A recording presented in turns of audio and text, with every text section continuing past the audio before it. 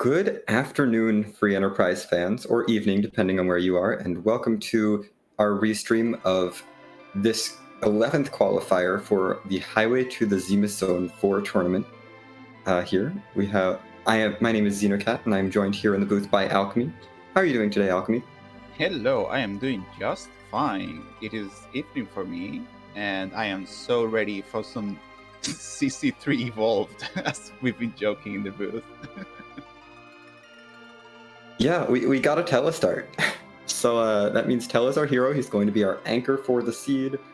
He will have to do the Ordeal changing room fight by himself, which could be very scary depending on who's there, but... What do you mean changing room? It's the changing room where Cecil changes into a paladin. Okay, fair. It makes sense. Okay, sure. I'll take it. I'll buy it for $1. But yeah, depending on whether or not they manage to find a cursed ring, Tele's agility might be an issue or might not. So we might see the racers hit up more armor shops if a cursed ring doesn't turn up halfway through the seed or later, because Tele's actually a pretty speedy old man. He can be, and you don't want that going into the late game.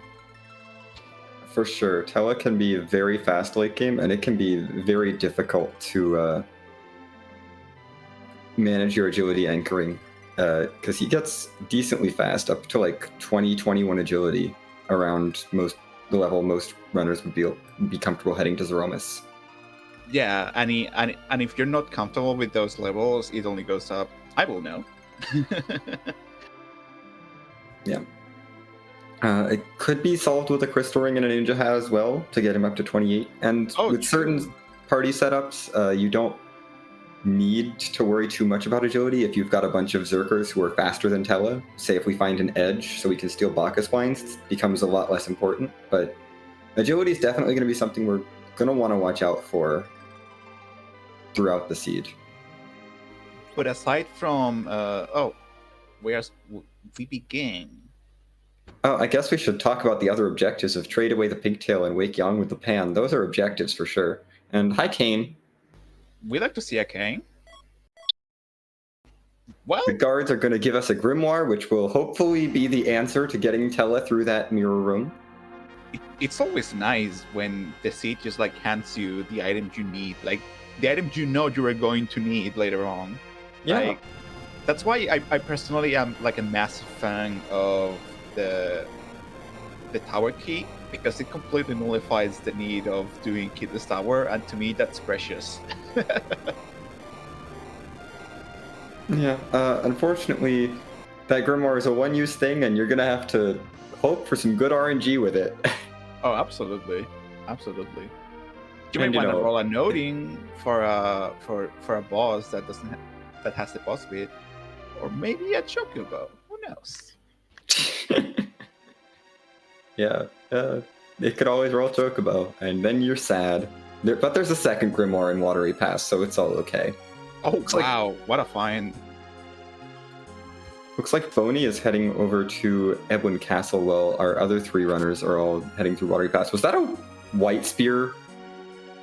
You love to see the divergence on the runners. I think Watery Pass was the way to go with this seed. I mean, obviously, considering it has a white spear, and also a drain sword if you want to solo Zeromus with Kane, you can always do that. Wouldn't recommend it, but you can. Yep. It's... Soloing Kane is a little spooky, but... It's interesting because due to the equipment like waiting, often people will say that if you have like a strong fighter like Cecil or Kane, you might want to do Ebwin Castle.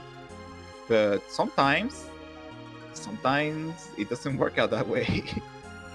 Yeah, sometimes you just get better stuff in the Watery Pass. But there's been some stuff in Ebwin Castle. It hasn't been nothing. Oh, for sure. That Mute Dagger and a black shirt for Tela. I think I saw a Blizzard Spear in there, so Kane will at least have something to do. But it looks like Gurren is done with Gurren's looting. equipping that White Spear, heading right up to Mount Hobbs. Whose character is hiding in Mount Hobbs today? Who's being attacked? It is an Edward. That's not exactly what we want to see. Not what you want to see, but it may be what you need. You never know. Hopefully, it will be something that's useful to you. Or, maybe you roll an Artemis bow somewhere. Even a samurai bow makes Eddie pretty decent in the overworld. Yep. Speaking of bad RNG, casting Fatal on the karate fight, not going to work. No, not at all. Thanks, Tella. On Dodo taking the wonderful, wonderful Damsion treasury, which I personally hold very dear in my heart, it tends to have very nice stuff in a very compact place. Mostly. Not always. It's weighted pretty low, so it has some okay things, but it is very dense. I will give it that. You leave me on my confirmation bias alone, okay? Look, I have been disappointed by Damsion too many times. Gering has the Edward acquired. Yep. And he's making the play. I mean, with Terra, you check West Hobbs. Yes. I learned that from there West Hobbs is good. There's a light sword there. That's a Cecil weapon. So it's good. You just need to find the Cecil, but it's good. Honestly, if you have Tella or Rydia, I would say check West Hobbs, because with Rydia you just go up through the Hobbs summon. That's true. Yeah. Ooh, the runners are starting to converge in Lion for the first key item check, which makes a lot of sense. Yep, this is a very logical play. There's no reason to fade Antlion because Tella has exit. Antlion's not going to get any faster, so you may as well just do it. Take care of it now. At least not significantly faster. The White Spear especially is going to help out. We did just see, I think, that was on Boney's screen, an Alt Gauntlet in Mist Cave. So that's a thing. That's so nice that it's there and not somewhere else. You love to see it. Yep. Is the Antlion boss one of the few places where casting white with the White Spear is faster than actually attacking with it? I mean, I would say so, probably, because it only takes it should only take 2 shots from the White Spear. Honestly, I say the White Spear is better damage output in general for the first... Like, using it as an item is going to be better damage output until Kane's about level 15 or so. Makes sense. Because it does 600 to 900 damage. So unless you can have Kane actually hit for that much, you're better off using it as an item. And even, like, Cave Behemoth, whoa, I wish. Antlion Cave having some really decent equipment too. Usually stuff in Antlion is weighted pretty low because everyone goes to this place, but it can have some decent drops, like a Samurai Gauntlet.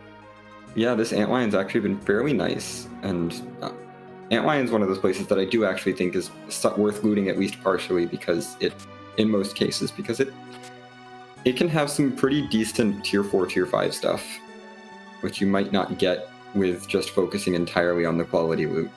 And a big bomb deletes the imps. Gering is through. We'll see what Gering gets. Hey, it's a spear, but it's bad. Well, Boney's gonna be real thankful for that Gungnir. Yes, he's definitely going to appreciate that Gungnir spear, because it is a little bit stronger than the Blizzard Spear. Although the Blizzard Spear's Ice 2 might be a little bit stronger for like the first fight. Well, okay, fair. Fair.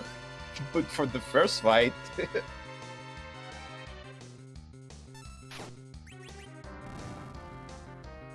We'll see now if the racers are, like, how the racers are going to diverge after clearing Antlion. That's always like the opening play is always so interesting to me. Like seeing what people like prioritize and think it's more worth it in their personal context than the other things. Yeah. Boney and Dodo, I believe, finding out that the elements are in the waterfall. as Brickety Brick gets his Gungnir. It's just like information gathering. Like, yeah, this is important. This could be a Demist here, or it could be Wyvern, and you want to know where those two are. I will personally put like face checking on the lower list of like priorities, considering we only have 2. I mean, technically 2. Yeah, face checking is definitely less of a priority than some of the other things, but it's good that you do it for sure. It's definitely good to do it, and especially even if you do get like say underground access early, it's still good to face check. You never know when there's a Demist at like Mist Cave or Waterfall holding your Darkness Crystal. Absolutely. And maybe you shouldn't do Keyless Tower before you check that. It's happened to me. It definitely haven't done that in a race. It could happen to you. Be careful. Dodo is going up Mount Ordeals to get those Jammy Telespells, while Garen decides to just get the full gauntlet. I mean, the full boss over with. Both are very respectable plays, especially with the power King has. A Sparkle. Lunars. These could be a little bit rude. But, remind me, D-Lunars are not undead, but weak to Holy, or the other way around? Other way around. They are undead, but they are not weak to Holy. So Kane's White Spear is just going to do regular old White Spear damage. Meanwhile, Indodo has found a much nicer fight up here on the first spot of Ordeals. It's King Queen Evelyn. Too bad this is not on the moon, but at least it won't impede progress. Yeah, 3 bosses early. Like we have seen 2 Womps on key item locations, the starting key item and Lion. That means that there could be more key items on the moon. Yeah, that guarantees 2 key items on the moon, actually. 2 or we already know that there's at least 2. 2 or just 1? I forget if it's 2 because we have the pass as a key item, so there's no dud in the K-main checks. I always forget about P key. So there are 2 key items plus maybe pass on the moon. Oh, one plus pass or 2. At least. There could be more. Although we have found a key item. Guerin has found the rat tail. Wonderful, but we're gonna need a hook to catch that in, and who knows when we're gonna get that. Maybe soon. Maybe Indodo will find it. Or maybe we'll get a Magma's key. So we just have to see. I think like ooh, that was unfortunate. Rolling that Odin summon on the dolls and unfortunately missing. Odin has a flat base of 50% chance of winning of like activating. Yeah. It's like the sad thing is Odin works on the dolls. Yes, exactly. It just missed. That could have worked. But now Dodo is gonna have to deal with these dolls the long way. At this point, you're just hoping they reform into Cacabrena just to get it over with Kane's White Sphere. Yeah, not a lot of good AoE damage here. Or you're hoping to get a very good...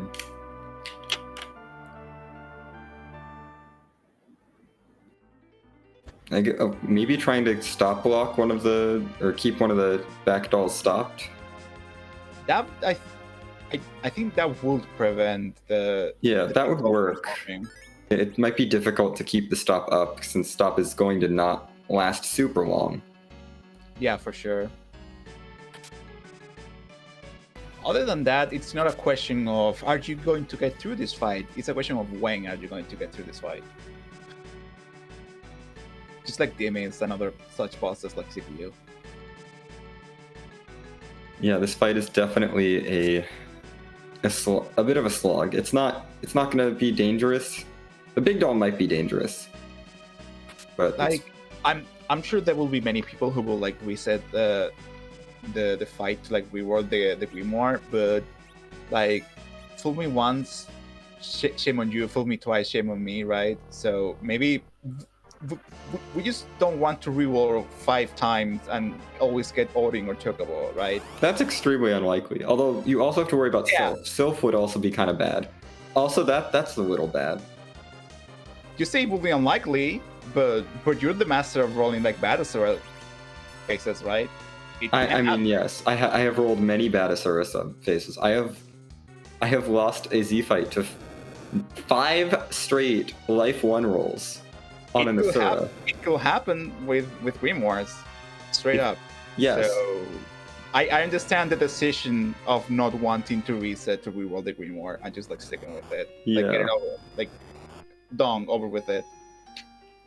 It is very tempting, at least the first time, to try to reroll it because you're looking for at the only bad summons being Sylph, Chocobo, and a 50-50 on Odin, whether if Odin just fails. We find bonus round at Barroning, but Demis is fast and punches very hard. It only punches 3 times, but guess what? We have 3 characters. So... We only have 3 characters, so punching 3 times doesn't matter. Super rude. What's the key item in the crystal room in our deals? What's Toa gonna have to try to fight to get this this darkness crystal? Wow. Too bad this isn't KN save, huh? Yeah. Oh, hey, look! It's required! Oh no! Oh good, this spot has no magic. It's fine. We're fine. Everything's fine. that was scary. That could have been so bad. I would have loved it if this spot had any magic power at all. Tell that changing to a power staff to just bonk the Wyvern away. But not if the nuke comes out. Yeah, that's gonna be rough. There is no dealing with that nuke. That is. Oh my goodness, this is spectacular. Dodo did this fight is hard required. Everyone has to do this fight, no matter what. Dodo did open up with a Serval, expecting the Mega Nuke. I can only assume.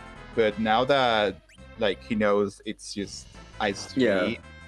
Or maybe they plan to reflect the Ice 3. That's why they went to the often joked about Wyvern standard time or Battle Speed 6. So maybe it is going to reflect the frosty Mega Nuke. I don't think reflecting the Ice 3 is necessarily the correct play. Who knows? Dota's going for it. To answer question in chat, Grimoires, I don't think trigger the counter Mega Nuke. So Grimoires are safe. They definitely don't trigger other summon counters. Gary managing to keep the party alive through the 3 punches. I'm guessing Kane tanked one, thankfully. But Dimis is fast, and it's back to being a physical being, and it's going to punch you again. It just keeps doing it. It never stops. Brickety Brick is going to get the bad news about Wyvern. I bet Dathus is like cackling. But I think he's in a better situation because he's been saving his J items. Yeah, I can see that. Oof. Yeah, that nuke is like just instant deletion for Tella. There's no way. There's no way Tella's surviving the nuke. And Dodo deciding to just stop like bashing like his head against the wall and just come back. Oh, Brickety Brick rolling Odin, no! Unfortunate. What's up with all these Odins? Big Bomb's not going to do it by itself. This is not a... No. I mean, it's... Grimoire, if it rolls Leviathan or Behemoth, would probably end the fight. I think even Titan would do it. Yeah, even Titan.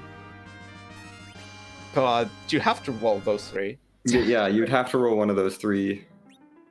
I mean, realistically, because Brickety Brick has that Big Bomb, even anything else that does a reasonable amount of damage, so anything that's not Chocobo or Odin, is going to solidify it, lock the fight in.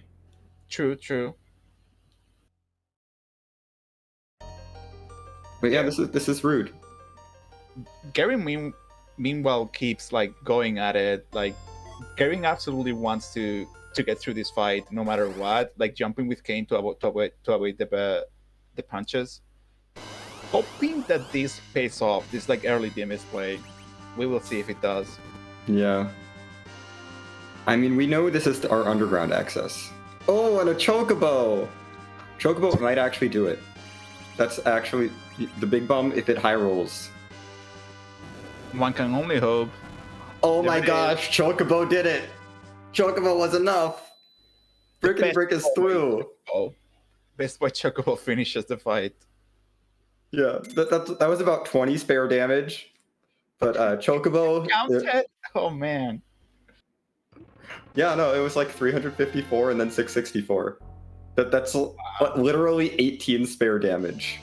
18 spare damage? Well, we quail our way to victory, and now Tela has almost all of the spells in the game, and he has become the second best support mage and the best support mage that appears in this scene. Yep. Guerin gets through Baronin, gets a Sand Ruby and a Porum. Porum's going to be very nice.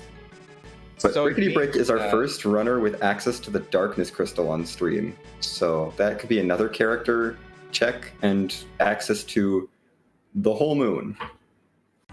So this means that the Mist Dragon has the underground access. Yes, D-Mist definitely has our underground access at this point. Which I expect Guerin was going to go check right now. Brickety Brick is going straight for the moon. Yeah, I think might be just peeking the character here, might dip into Cave Bahamut to see what the boss is. We know the moon has some key items, pretty much, so... We do already know the moon has 2 key items, but there's a magma key, so no hook route today. That's really pleasant. Especially with, like, Tela Hero. Yeah. I mean, you do want the hook because of the character, and you already have a rat tail, but who's snapping? Oh wow! Oh, that is a really good pickup for Guerin. That curse ring in that Edwin or in that Kaipo shop.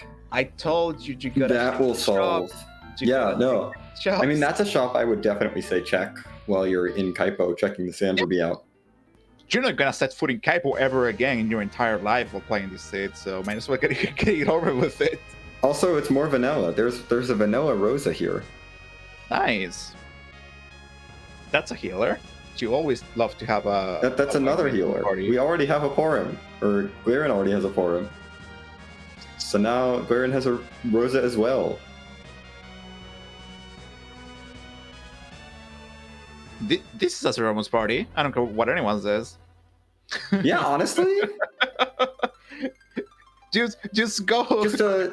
Just go crank the machines in the giant already. Yeah, just slingshot Rosa and Porum up to white, and then sweep through the seed and use double white reflect strats with Kane helping. Yeah, Kane helping with the Blizzard Spear. No, with the white spear. He could reflect the white spear. Oh, right. To cast more white.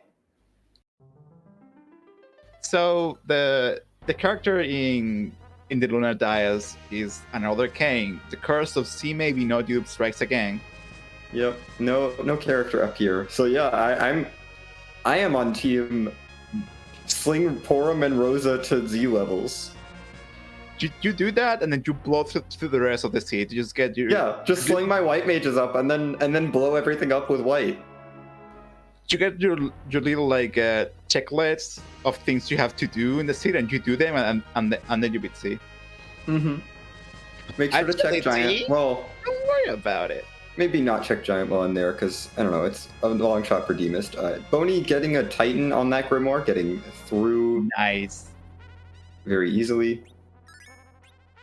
Yeah, I'd probably ditch Edward after the D-Machine grind. Take someone else. Let them get slingshotted on everything. Yeah, like people forget that the EXP bonus for levels is a catch-up mechanic. We just utilize it in a clever way to make characters end up in higher levels than the rest of the party, but it is intended as a catch-up mechanic. So characters that are like lower levels end up being the same level as everyone else fairly quickly. Yeah, it's a reason I don't mind swapping out my party relatively frequently on these flags. Although you do have to be careful not to swap out more than 3 people at once. So Asura at Bahamut is absolutely disgusting. It's rude. It's fine though. As you have time to put up blinks, you're gonna want to put up some. True. We'll probably want to get some mage killing gear, like a rune axe or something for that cane. If you get a really, really good setup, you can do the fight really early. Yeah, it's... With 2 white mages casting blink, you can get... Yeah, just slingshot your white mages so that you can cast wall on her and then reflect whites. It works! I like how we're both so on board with their Look, it's a legitimate strategy. Gavin finds a sig web in the Tomra pod. The Tomra pod of Legend has the sig web. Yes, the Tomra pod. This is why I loot the Tomra treasury every time. Also because Job Dwarf. Speaking of which, I missed Job Dwarf. Listen, I was too freaked out about the sig web. I totally missed it. I was thinking about reflected whites. I like that, like, everyone in the race room and like in general are like, oh boy, Telestrat gotta do the machines, this sucks, and we're just like hype out of our minds about this prospect of doing the machines early. Yeah, just D-money up Rosa and Porum and sling them into like reflected white range. Just sling them up to white. It's fine. Let's go check what the Land of Sound Monsters, the Fame Arc, has in store for us. Ooh, guaranteed. That is probably a good idea. Yes. Some cheeky looting. Which honestly, it's nice. This place can have some pretty decent tired items. And now that you may have a full party by this stage of the seed, you definitely want something to give to the rest of party members, like a Drain Spear. Yeah, that's a great thing for someone to hold, I guess. Maybe? I mean, maybe there's an edge at Dwarf Castle, we never know. Yeah, there's another Grimoire. Wow, they just keep popping. Yeah, the seed has been generous with the Grimoires. There's the Adamant. Just chilling. So there we go. So Tela gets either the Asura staff, which can cast white on use, and it's basically a glorified Stardust for all purposes of free enterprise, and the Nirvana staff, which is also a glorified life staff for the purposes of free enterprise, which can cast wall on item use. Ooh, it's nice. That is nice, and I think the Nirvana staff can also be used by Porum. So, you know, if you don't want to use Tela, that's true. I mean, just give it to Porum. Weapon. Oh yeah. She'll use it. It's fine. Yeah, good call. She can use it to reflect those whites. Yeah, she can use it to reflect the whites. She can set up the wall, and then she can reflect white. It's great. Foolproof. And if you get the Asura's Rod, guess what? You have another white caster. I'm telling you, this seed is just asking us to reflect whites. We cracked the code, Xenocat, you and I. Yes. Well, it seems like so far our racers are all converging down into the underground after dealing with a rather rude Demis. Gosh, people are so scared of the moon, but there's 2 key items up there. At least. Yeah. I mean, but the thing is, we have seen the Dark Games, and we have seen the Keeping Evelyn. Yeah, we've seen a lot of free bosses, so that's a little like I personally wouldn't be very happy about the idea of face checking moon bosses right now, trying to find a freebie. Like, it's unlikely that's gonna happen, for sure. Well, yeah, that's why you do the D machine to slingshot the white mages up to white, and then you go do the moon.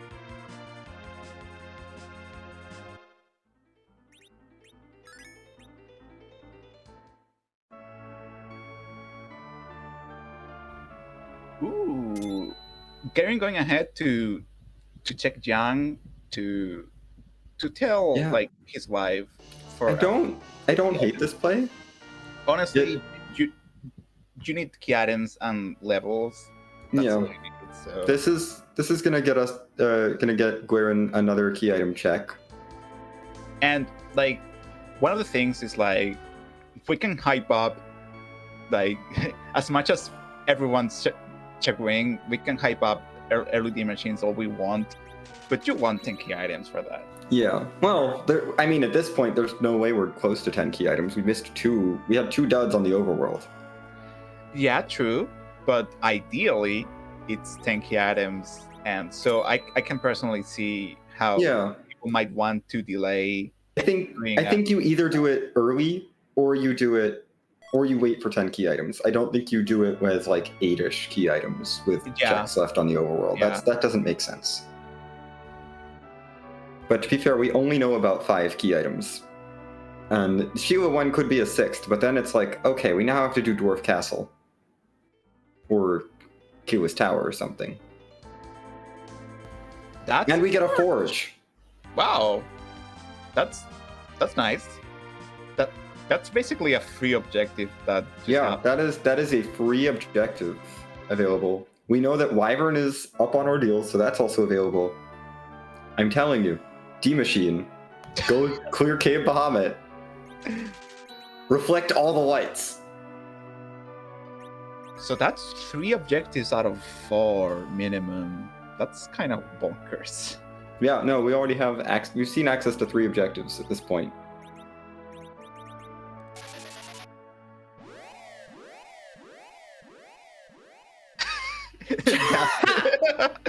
That was our streamers saying that there are so many runners who are mad at hearing us say this.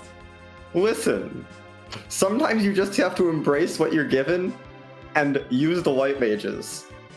Sometimes you have to become the monster to save the day.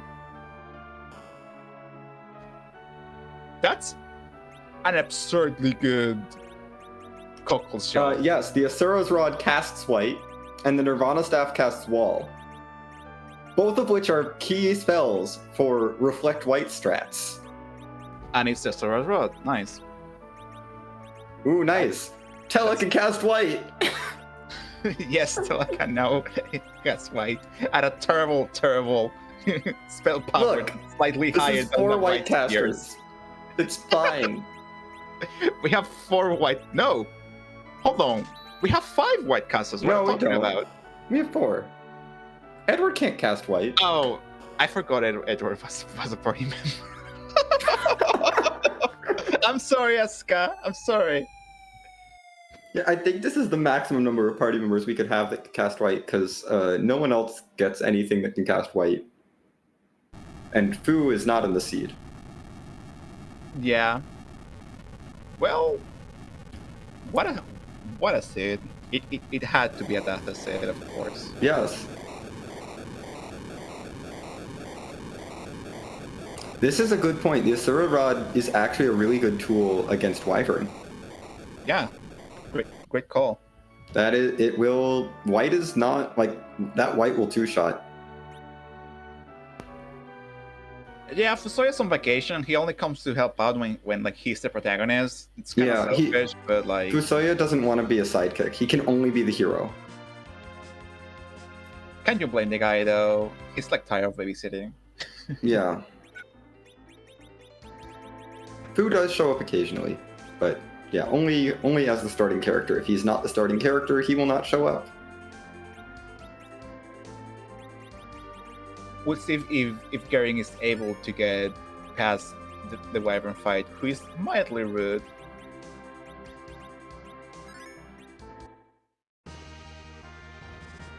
I believe we missed the oh Brickety Blake is doing it. Yes, Brickety Brick, yes. Do the D machine. He's going for it. Oh boy. Here we go.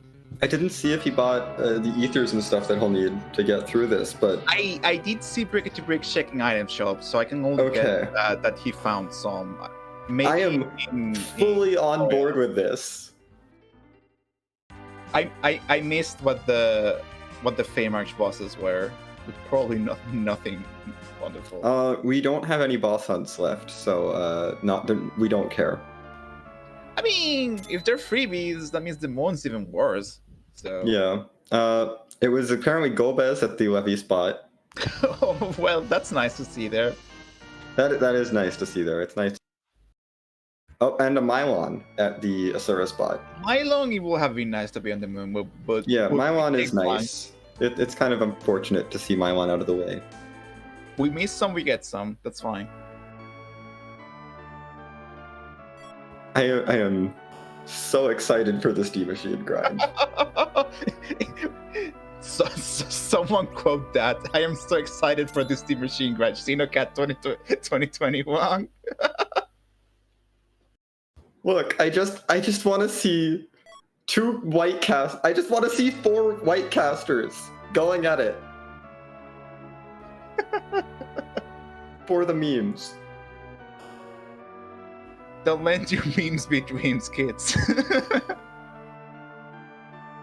Wow, there's a Grimoire rolling behemoths up on that should get clearing through the dolls. No problem. Yeah, that would do it. I think your TI chat recorded it.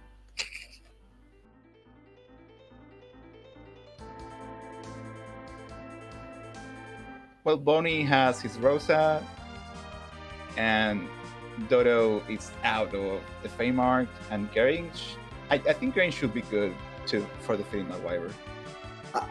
I would like to take full credit for the 4 white strat. Given that I have... I see how it is, huh? Look, I reflected a whole bunch of whites in ZZ3.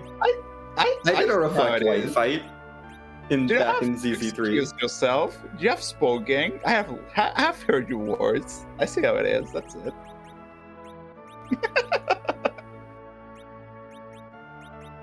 Hey, Daphos, don't butt into No, Daphos, okay? I want this. I beat you with Reflect White in ZZ3. Oh, yeah, that Asura stuff is doing. I beat you with Reflect White. Reflect White is my strat. For people just tuning in, the hero is Stella.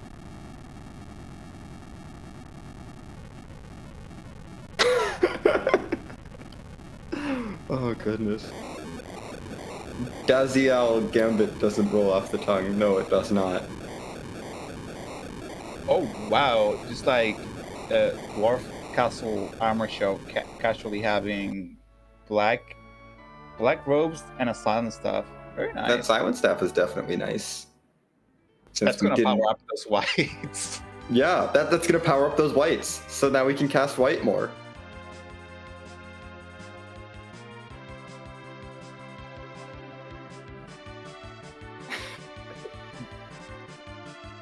Oh goodness. Anyway, Glaren is now walking down Mount Ordeals. We'll see if Glaren decides to do some D machines and get those Reflect Whites online.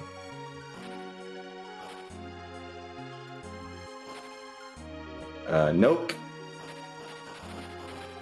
Going underground. Fair.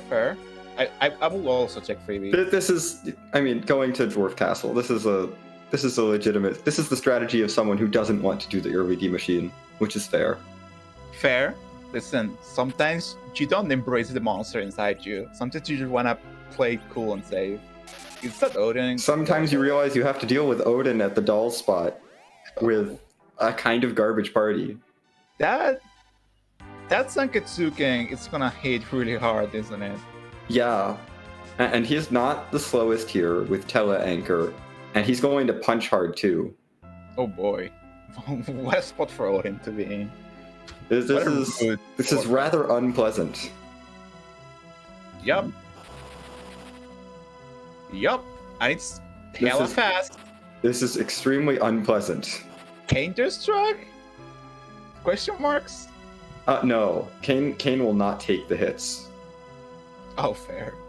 Kane would get punched to death. Kane will have to jump over the punches and then jump over the Sanketsuken. That's not possible.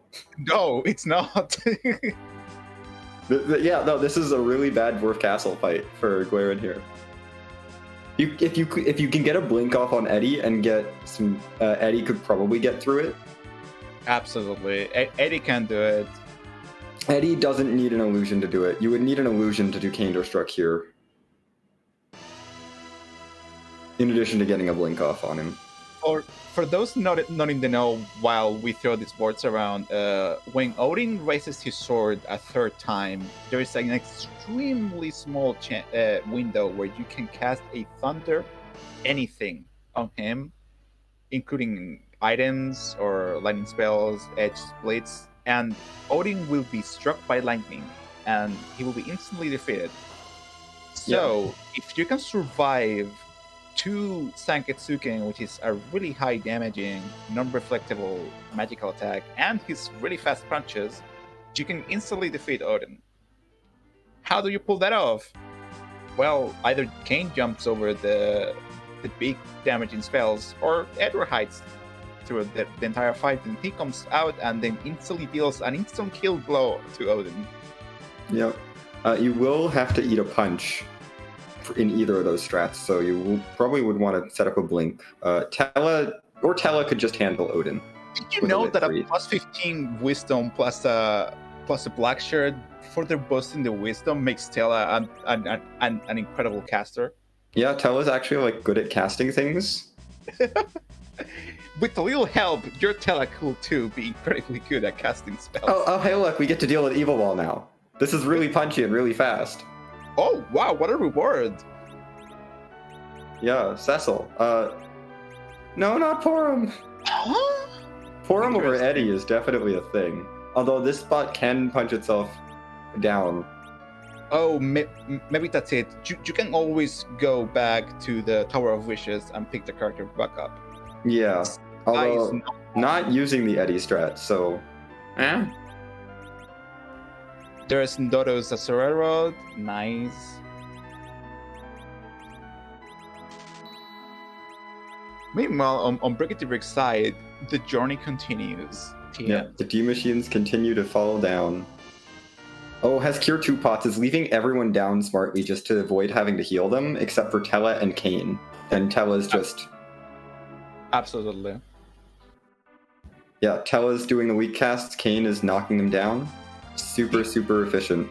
The D machine grind has become a little bit of a staple in the community, so other people know how to do it. But let me tell you, if you make a single mistake or get distracted and like autopilot through it, it can just go down and erase 15 minutes of your life. Yes, it can be very bad. Also, that Kokol shop is extremely good. There was like a defense sword in there, and talking about like deleting 10 minutes from your life, Garen took a nasty wipe to the Evil Wall. Oh no! Oh no, Evil Wall is tough there. This is a really nasty dwarf castle. This is probably one of the worst dwarf castles I've ever seen. I mean, there have been some other nasty ones that I've seen, but this is pretty bad. This is up there. Let me tell you about I don't remember, but it was something into Ogopogo, organized or something into Ogopogo, and it was absolutely disgusting. Oh yeah, no, D-Lunars into Ogopogo? No, thank you. Yeah, something like that. I've had. Speaking of ZZ3 trauma, I had Alt Gauntlet into Dark Imps with a garbage party. I think I saw that one actually. Wow. That was I am still traumatized by that because I made it through the Alt Gauntlet, and then I wiped to the Dark Imps. Yeah.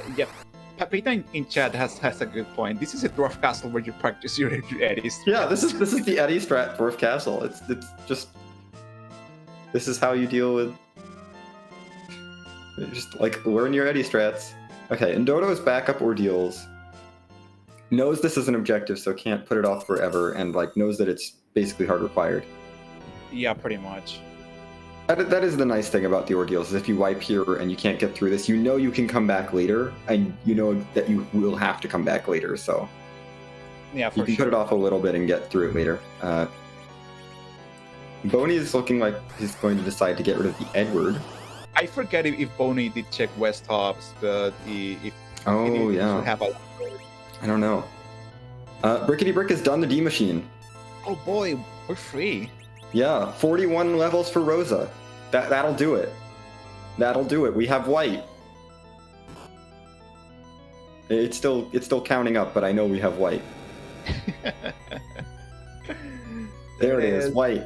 42 levels for Porum. That is also white.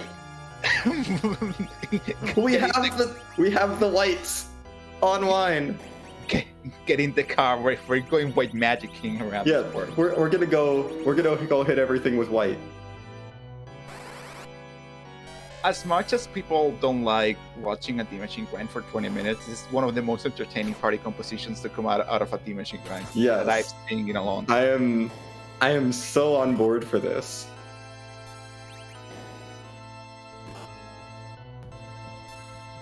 Evil World continues to be a thorn in everyone's side, not just Guardians, as Boney also takes a beating. Ooh. Hey, Empty Eye, those two Zeus Rages will be very helpful against Odin. Oh, nice. Boney manages to get through, and Cecil gets 22 levels, casually. Yeah. But see, I don't think Brickety Brick is that far behind. I don't think so either, because he's got two white casters, and he's a dwarf castle check behind our other runners. This is really not much. Brickety Brick just turned into high gear too. He's gonna actually I wouldn't be gonna get like obliterated and just about everything else. I wouldn't be surprised if he does ditch the Edward for the Cecil. For example. I could see getting rid of Edward, but I think the rest of this party is pretty locked in. What's required? We have go mode. Wait, I didn't see it. Oh goodness. Well, a Cecil out of Dwarf Castle and the Pang. What? Yeah. You know, talk about Jetty seats, huh? Oh boy. Yep. I guess we're in go mode. It's go mode time. Hooray! So Brickety Brick has his grind taken care of, ready to go. Like fully ready to go, ready to take on whatever. Everyone else, you gotta do a grind. Yeah, you gotta grind at some point. It's up to you which grind you do, but you gotta do a grind. This is an RPG, lest we forget, which is easy to. We do need levels.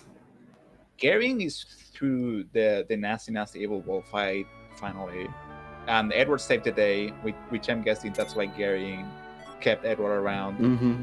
I'd go ahead and pick up Porum back up. Maybe we'll see.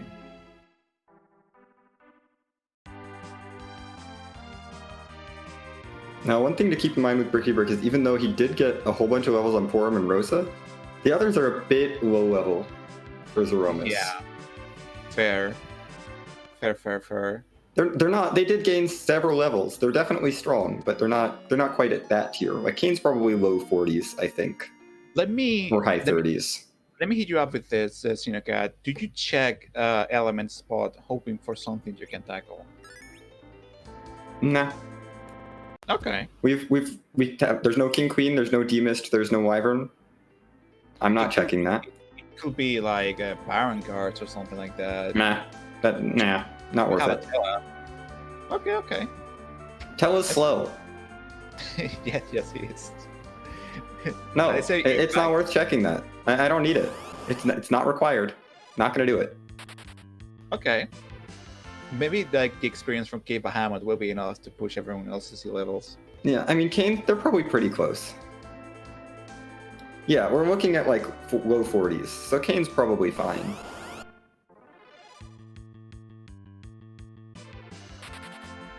Ooh, is Boney gonna do the Baron Manip? Yep, that's what it looks like is happening here. It looks like that was a Baron manip. The E can't ram manipulation. I actually don't hate doing this manipulation on these flags, because if I don't have to get the element, if I'm not looking at the element spot, which in this case with King Queen and both boss hunts out of the way, I'll just do the Baron manip and get that done and just spend less time finding my grind. That's fair. That's fair. Oh wow, Indora is going for an early grind, which honestly, I like it. Yeah, I think wants a little bit more power before Dwarf Castle, although I think Brickety Brick is going to have the best. Oh, hey, there's the pass. Oh wow. From turning in the pan. So you may want to turn in your pan, even though it's not technically an objective. That's wow. We keep talking about Jetty Seeds. Wow. The seed just keeps giving. Oh goodness. If complete Give a Hammer was another objective, you wouldn't even have to set foot on the moon. Yeah. Too bad we never found our hook or our pigtail. That's fine. They don't matter. They're probably the two items that we missed from the no. stuff they have the There's Keyless Tower, and something has to gate something else from the moon. Like we need to have all those chain items. I know. But oof, that grind of fight unfortunately not going well for Indodo. And Boney not getting the right fight.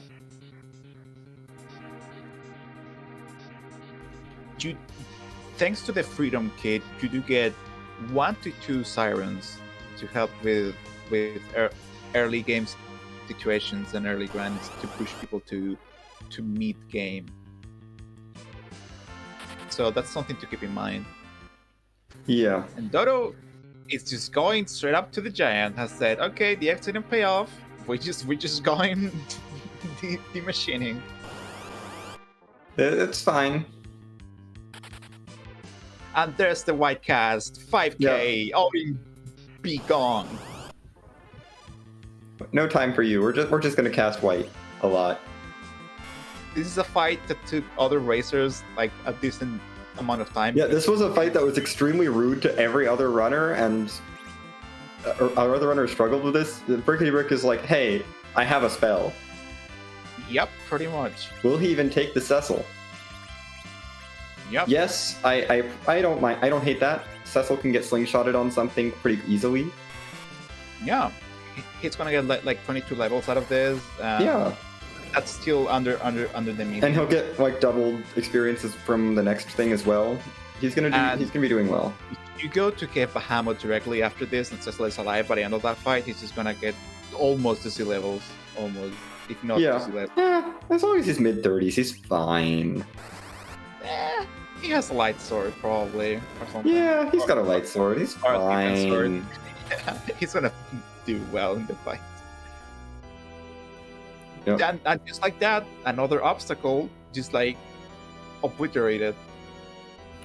Yeah. Garen making an interesting choice here, climbing up lower Babil.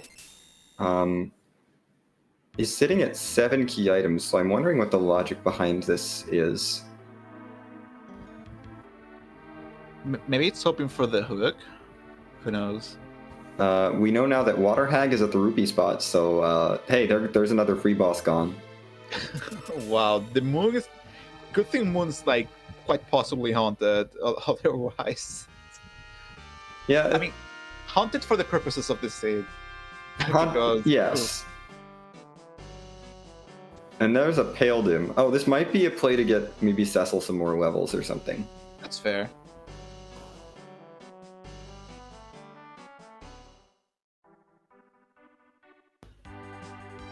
Brickety Brick, where are you gonna go?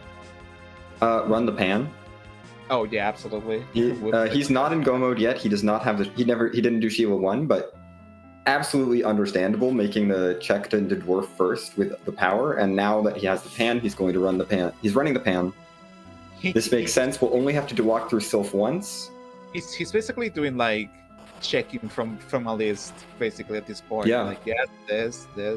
And we'll be in go mode as soon as he gets the Shiwa check's done. Yep, pretty much.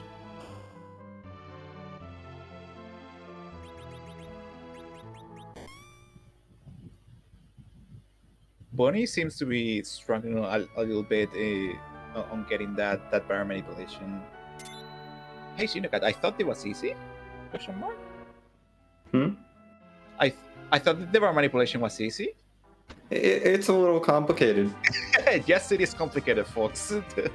Counting is hard. Like, some of these racers have been playing this game for a while, some aren't, and some have put quite a bit of practice before this tournament and during the tournament. So some of the things they do as they play may seem easy or like a given, but they're not. They're really hard. Not easy, no. Never forget it.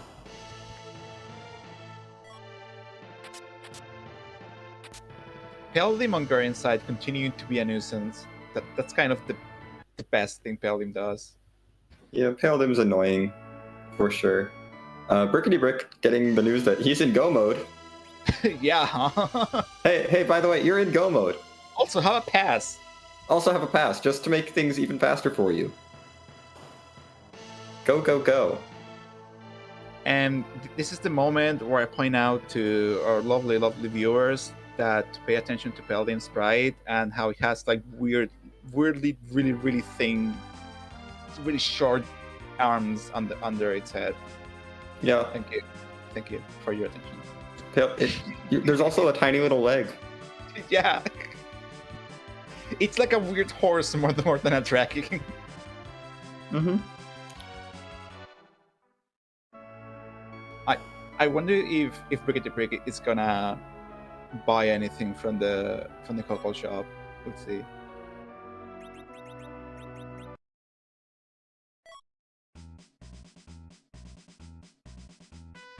I think Bonnie might have found the right encounter too.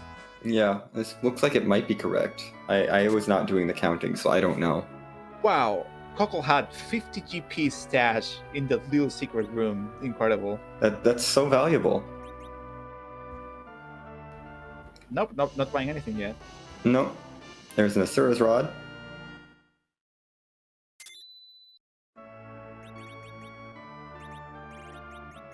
What an upgrade from staff to yeah. Plus, now Tella can contribute to the White Reflect. No, she can't equip it. It's the other twin. Listen, those maxes are really small, so it's okay.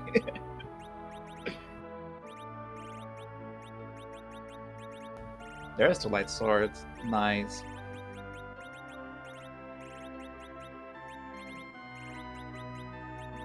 Yeah, I'm interested to see how these Z fights go, and who's at Cave Bahamut. This is the one question that's left in the seed. Who is at Cave Bahamut? It's Asura. Oh right, it's Asura. I have a bad memory. It's fine. A lot of things that happen, like emissions. Yeah, ribbons are useful then because those give mage resistance. Yep. Or you can buy protect rings. That works too. Protect rings have such an incredible magic defense and magic evade. I'm remembering. The big bangs really like bearable. It's all coming back to me. You can reflect white at Asura. Oh yeah. This is why we were excited about reflect white. That's exactly why we were excited about it. Because you reflect white at Asura. You just put up a wall on her, and then put up a wall on a party member. Start reflecting whites. It's fine. And we can reflect 4 whites per turn.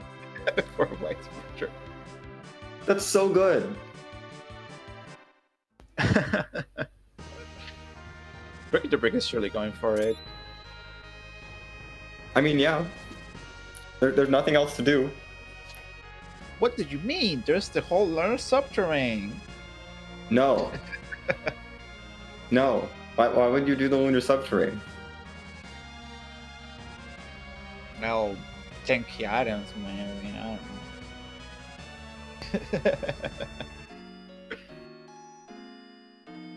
No, this is the only thing. Yeah, this is the only left thing. between Brickety Brick and a Z fight. Is getting through this Asura. I doubt it'll be an issue with a party of Cecil K and 2 white mages and Tella. Yeah. This party could do some Zerg strats for Z, I suppose. It could. Theoretically. If Yeah. Cecil was higher level, I would say Zerg strats would be reasonable. With Cecil and Kane. If Cecil had an Excalibur or a Crystal Sword. Oh yeah, if Cecil had an Excalibur or Crystal Sword, no question. I will buy it, but right now I'm personally leaning more towards whites. Yeah. I think it's about the same amount of time, roughly. Yeah. With only the 2 white casters. Maybe a little bit longer even to do Reflect. Okay, Brickety Brick is setting up Blinks. Good idea. It's a good idea. You don't need to do it, though, if you just Reflect whites.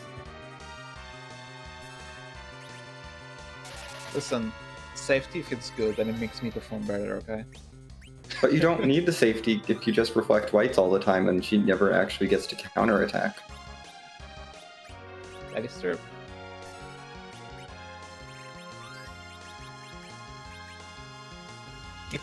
She's not even healing for that much. Right? Yeah, no, I mean, Cure 4 is the only one to worry about here. Otherwise, she's kind of bad. Yeah, this spot that doesn't have the highest magic power, right? Nope. It's pretty low. There were... Who knows if they were, like, worried about, like, Bahamut's Mega Nerg or something. Who knows?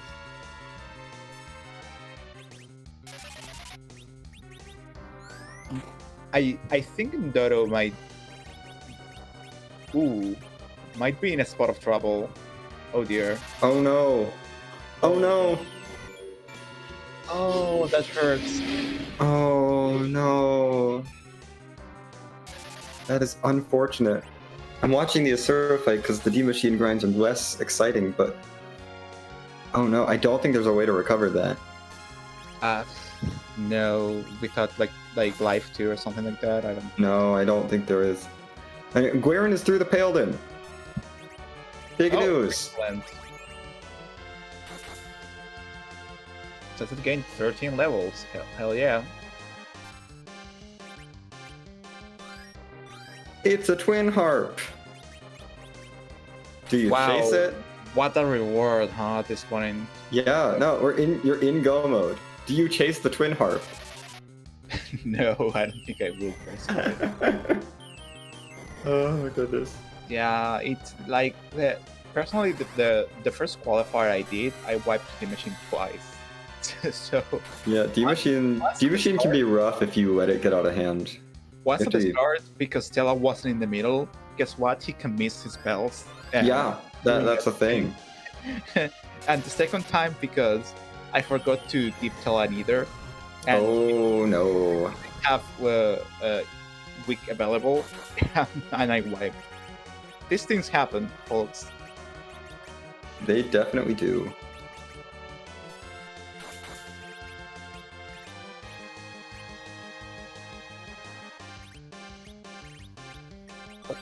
I wonder if going like which grind is going to choose. Yeah, I mean, might. Oh goodness, no! I think it has to be D-Money time. Yeah. Meanwhile, Brickety Brick is through Asura, so that's the end of that fight. That's go mode and a crystal. Yep, I mean, that is the crystal, and plus some bonus item. Yeah. It's a ninja hat. That's great. Thanks. Do we have a crystal ring around to give to Tella and make like relative agility to surround us? It's fine. We don't need that. We absolutely don't need that. Cecil's level 30, and it's at a high danger of dying from a single Big Bang. That's okay. He's not important.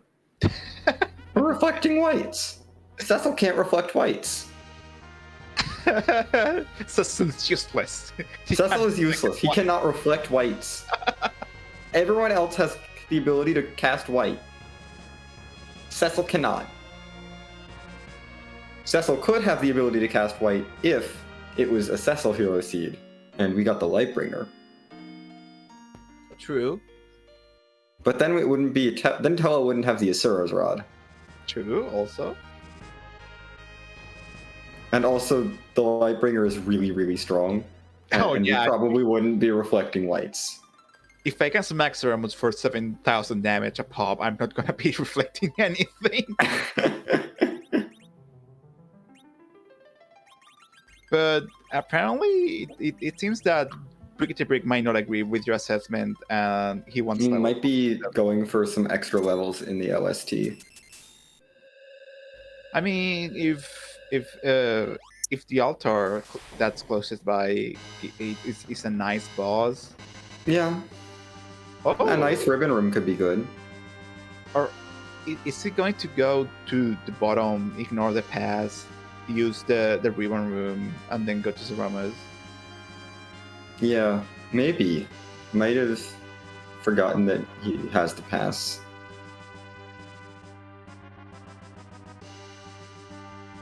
I mean, either he forgot or this is like a conscious decision. Yeah.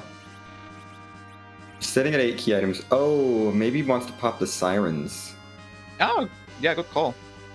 That might be what's going on here. He might want to pop these 2 sirens, get a bit of extra experience. Just to keep Cecil really stable. Mm-hmm. That's fair, honestly.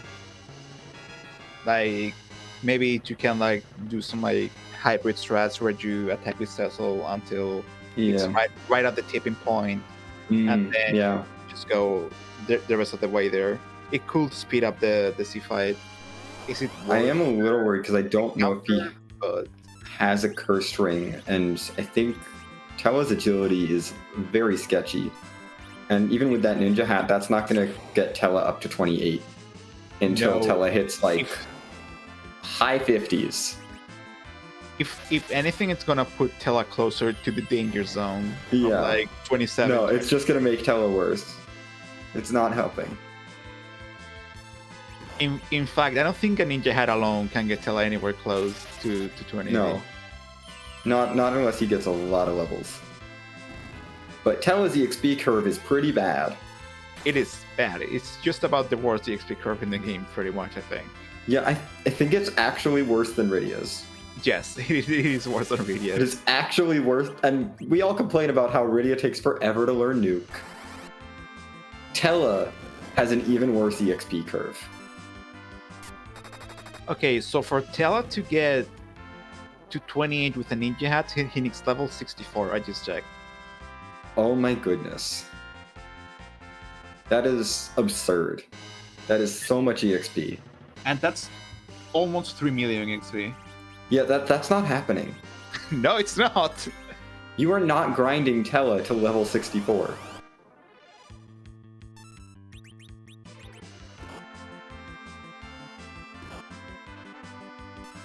And Bonnie is through some hella levels.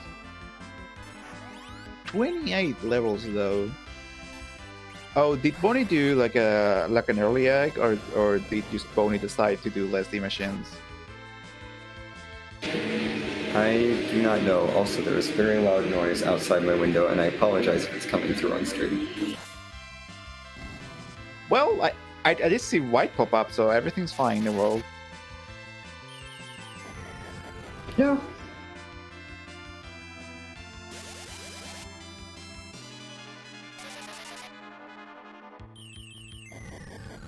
So if you're Bonnie, you're just going to completely like. Do you go to the Cape Bahamut already, or? I mean, yeah. Just go straight to Cape Bahamut. Yeah, good call. But the Brick seems to be done with dragons for now.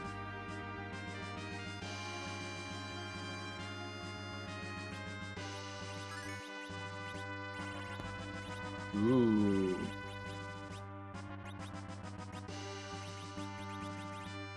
Tell us level 44 with the ninja hat. Yeah, Bricky Brick's taking that off. Yeah, for sure. It's better to be 15 agility than to be 18 agility. Not for much sure. better though. This is actually a situation where you might want to, give that ninja hat to someone else. Get them to be a little bit faster. Kane and Cecil are fine. You might want to just like Zerk Kane and Cecil up and do Zerker strats, even though you have those whites to reflect, just because you don't have that agility set up. Yeah, you might want to just do mixed strats, that's true. And Zerking Kane and Cecil will make the agility a lot more favorable. Yeah, because when Zerkers go off, the ATBs basically stop giving you time to input commands. So yeah, it's not that it's making the fight go like the enemy goes slower. It's that it's making your human inputs faster compared to the enemy boss's AI, which can help a lot. It does look like Brickety Brick is walking down to the bottom of the OST though, so I think I don't hate this play, yeah. I'm seeing some flags coming out in chat. Do you know what those are about, Alchemy? Is it nap time already? It's like 11:30 almost my time. Yeah. So it's like I have to go to bed. It's not nap time for me. Oh well, if it's not nap time for you, it has to be something else then. Yeah, probably. Maybe it's about the fact that we don't move around the final boss because he's big and scary, and putting him in another spot would be bad. So we just change how he looks like. One of my favorites way from community members, Alice, I believe, is that Zemus, the final boss, likes to cosplay and dress up as different characters from video games mostly. So, yeah. Whose spot are we going to kick tonight? Other questions may include how is Bot, which is Bot cute, is Bot scary, has a Bot. What's the sixth one? I know it. I forgot. There are a lot of questions. There's so many questions to ask. There is only one answer, and that's that we're kicking it, no matter what.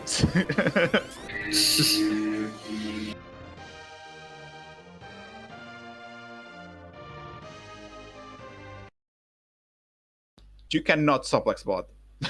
No, you cannot suplex the butt, unfortunately. Oh wow, Nereidomos. Seems from a Nipponichi game to me, but I don't know which one. I have no idea what this is from, but it looks great. Cat and lighting. I would say not cute. I would agree, not cute. Well, the has a butt, but not cute. Has a butt.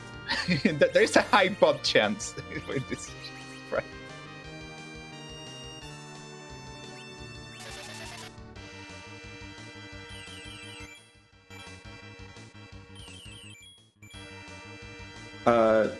Is there Phantom Train Miss? I'm pretty sure Phantom Train Miss is one of the first Z sprites. One of the original 70. I think it's like one of the OGs from like before Scala started doing them. Oof, there's the fist bang. Oof, I don't think that was nerfed. Sure doesn't look like it. Oof, goodbye Porum.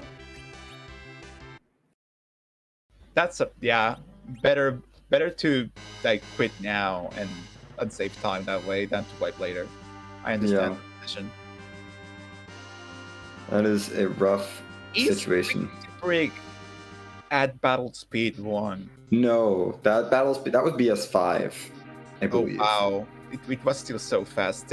Tell us. I mean, I think the thing was, Tella's not gonna get that slow cast off before Zeromus gets the big bang. Tell us. You gotta cast slow with someone else.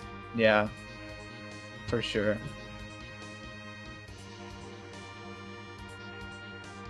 And really, this fight needs to have Cecil and Kane's swinging to buffer actions.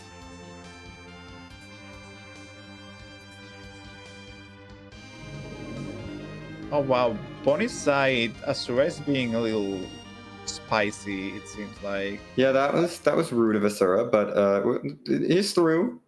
It's fine for the white mages, but we can make do. They're fine. They don't need the experience.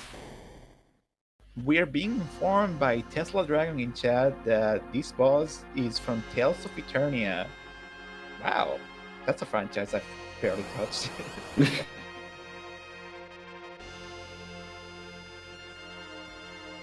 Did Gary took a nasty reset in the machines? Ooh, Oh no.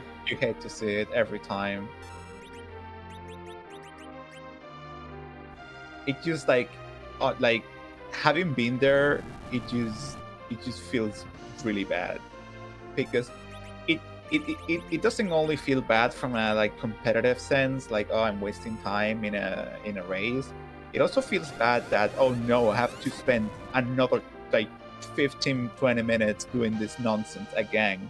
Yeah, it's unfortunate.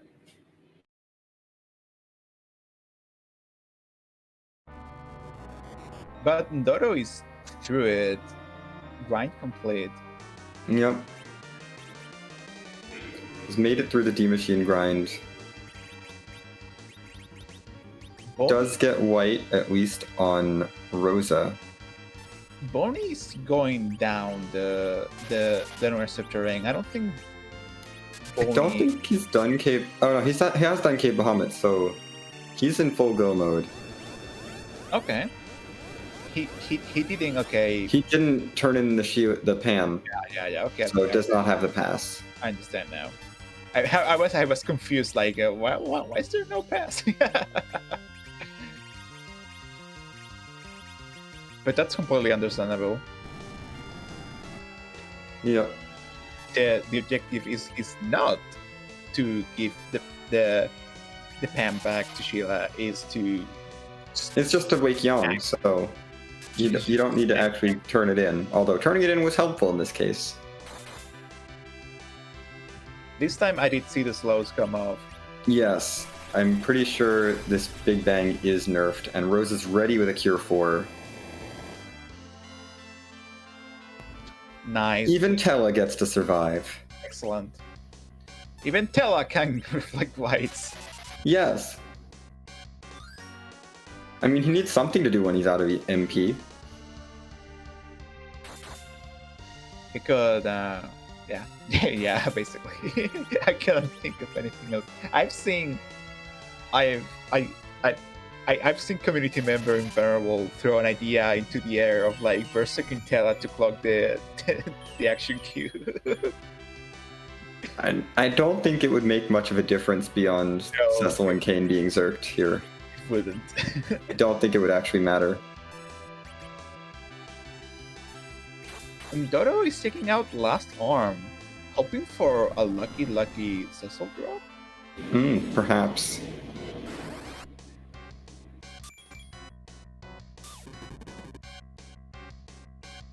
There is a 3000 damage Ice 3 coming from Tella. Let's give a round of applause for our favorite old man. He's putting in the work. Yep, he's doing so well. Sure, it doesn't compare to the 7000 coming from the White Mages, but still, damage. Yep. There goes a crystal. We'll see if... I think this is attempting for a nerf. We'll see if he gets it. Rosa taking the counter nuke is not ideal. And I don't think that was... maybe nerfed. You take that elixir and you throw it. Oh, too late. No, I think that was too early. That crystal was thrown too early, I believe. And the elixir's too late. Yeah, the elixir's too late. Nope, that was nerfed. Tella did not survive. That's okay. But I'm pretty sure Rosa took nerfed damage. Yeah, wow. Pretty sure that was nerfed. Victor Brick not healing. He must be really confident. Okay, now was going for another reflected white, but you're not going to get that off before the black hole, unfortunately. Yeah, I think the black hole already happened. Yep. Oh, he wanted to get it in the white cast time. Yeah, the white cast just lasted too long. Whoops. Goodbye. This is recoverable, though. This is recoverable. Yeah, this is not the end of the world. Bonnie enters the C fight. We will see if it goes better for him.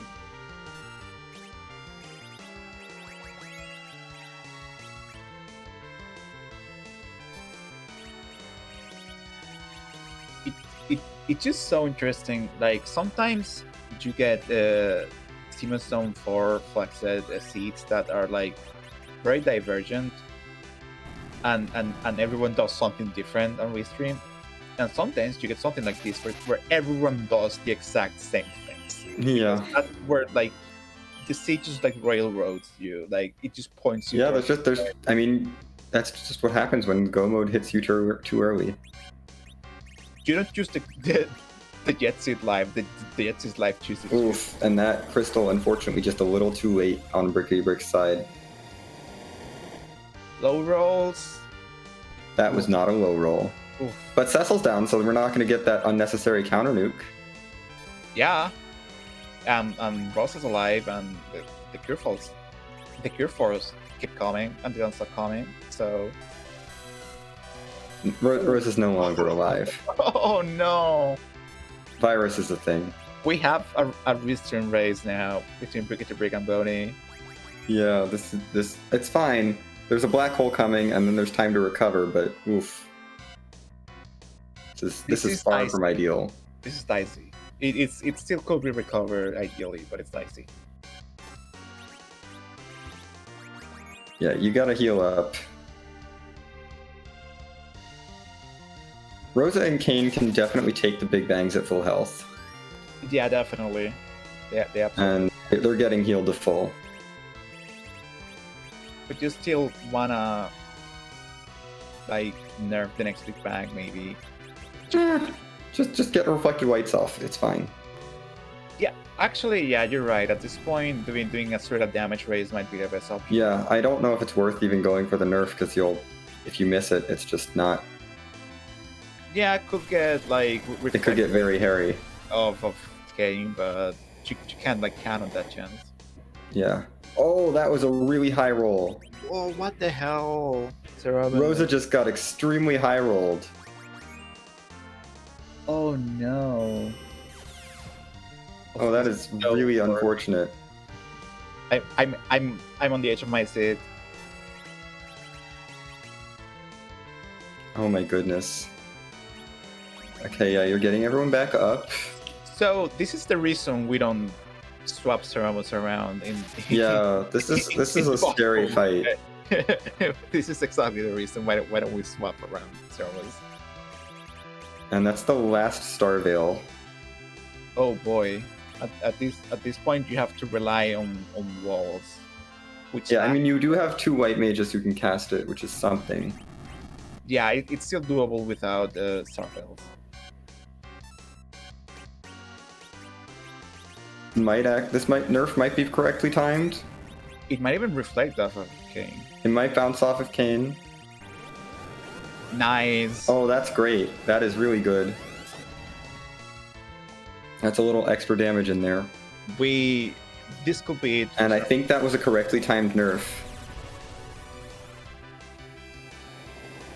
And Dodo is down with Azura. Nice. Yep. Oh, that's good. Okay, and Dodo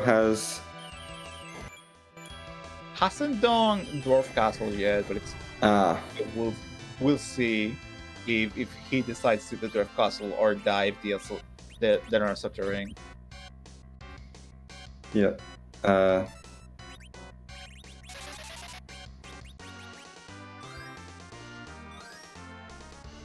Boney is going through the fight in a similar way, although it only has 1 white caster. I think it's just zerking up. You are out of Star Veils. Oh dear. With careful planning, it's definitely possible to take it like slow and steady. Yeah. Brickety Brick's out of Star Veils now. He's gonna have to use Wall Cast to get through this. Lifing up Tella. Maybe just trying to get a bunch of people up. But unfortunately, Kane is not going to make it. That feeling is the worst when you drop a powerful spell on someone that you think has a wall but then doesn't have the wall. That's like terrible.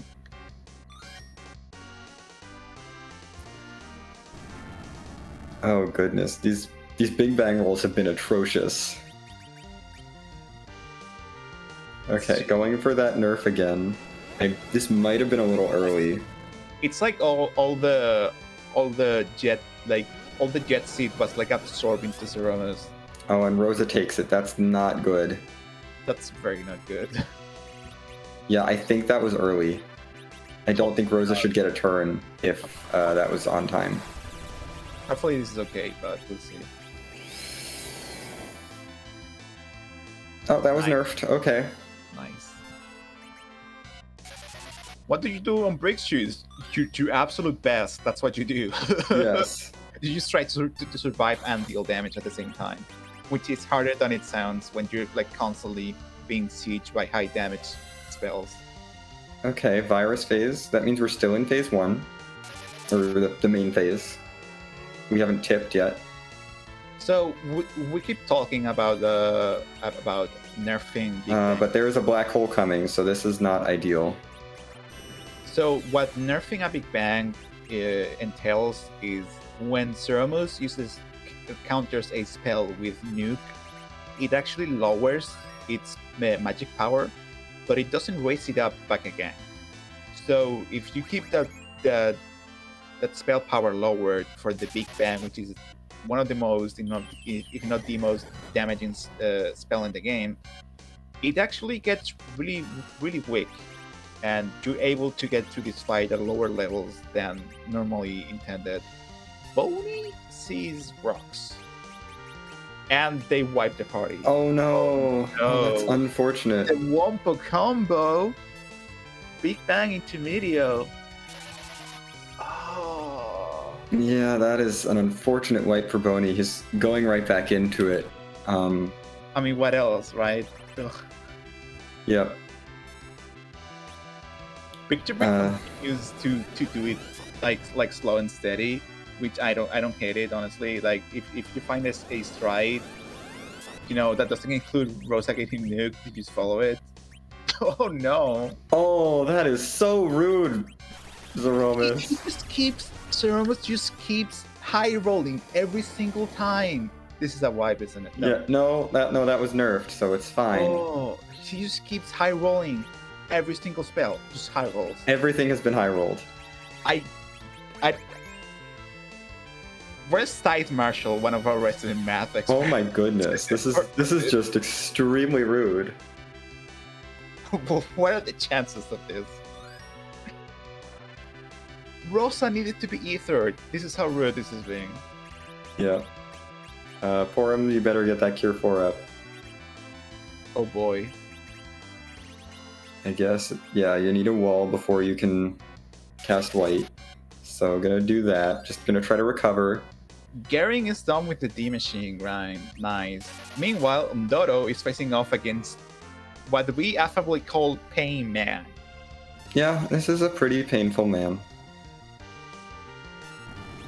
Fast, relentless, hits hard, but thankfully, due to our higher HP values and white mages, we can get through it. Yep. Brickety Brick's down to his last Cure 3. Oh boy. And this nuke hits Porum, who is casting a white, and knocks her down, because of course it does. Because of course Zemus chooses the worst possible target every time.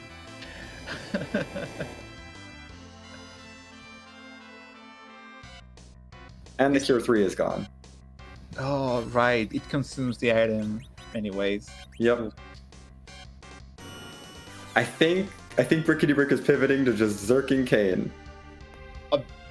Swap to Drain Circ strats. At this point, I will personally just like YOLO it with Drain Circ. Oh my goodness, the Zemus has been the rudest. But yeah, should be able to tip the phase, and then should be able to keep Rosa and Kane alive without having to work any big bangs. I think so.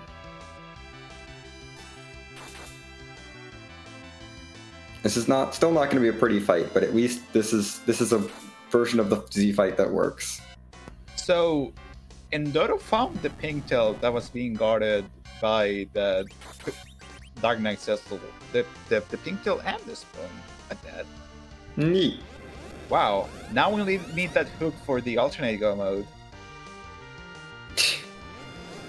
Which I don't know if I like this nerf here from Brickety Brick. It's fine because he didn't get a high roll on the nuke, but Rosa has 2,600 hit points. It's extremely unlikely that she gets by a Big Bang. Yeah. Thankfully, Brick to Brick keeps consistently nerfing most of the Big Bangs. That is a skill you absolutely have to learn. Nerfing Big Bangs is not free. No, it is very much not. The window seems easy because these players are used to it, but the window is very much more. It is extremely tight. Because Zemus will set his spell power for the Big Bang and then do the Big Bang, and you have to get the counter nuke exactly in the middle of those two actions. Mm-hmm. That's Antlion at the moon. Wow. Hey, look, it's Antlion in his natural habitat. Being decimated by a massive ball of white light. Yeah, that sounds about right. I was hoping that was a hook instead of a moonveil. Antlion guarding a moonveil is some high levels of irony right there. Hang in there, Brick. You can do it. Oh my gosh. Bringing Rosa up over 2,200, that is usually where I feel safe. You know, if Zemus wasn't high rolling everything. Yeah, no, if Zemus wasn't high rolling literally every attack.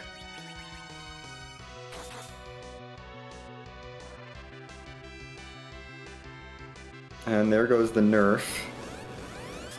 Oh boy, this is so scary. Oh my goodness. This is so terrifying. Oh no, that's not good. That's why you don't necessarily go for the nerfs. Because Rosa eats the counter nuke, and then you take a Big Bang, and then goodbye Rosa. Even nerfed, that's still going to kill. Yeah, no, there's no way. Wow, talking about free bosses on the moon, we find the Baron guards up there. Wow, in fact, the moon wasn't that bad. Sheesh. Yeah, someone in chat said drain sword time, and honestly, I'm. There's no black hole. There's no control here. Brickety Brick is just hoping and praying. Yeah, pretty much. Oh boy. No, yeah, that's unfortunately a reset. As far as I'm aware, the absolute lowest damage Big Bang can do is 1,800, I think, or something close to that. It's something pretty close to that. Yeah. So, without good magic defense, which Kane does not have. Yeah, so it was like even without seeing the numbers, Brickety Brick knew that the fight was over. Yeah. If not over there, it was over at the next one. Or whatever came next. So someone in chat saying that with his flag set, you really gotta be serious. You can be Zemus. This flag set really is tilted towards awkward Zemus fights, be it because of the agility situation, or the gear situation, or the levels, or a combination of all of those. Awkward C fights are more often than in other flag sets, and it shows.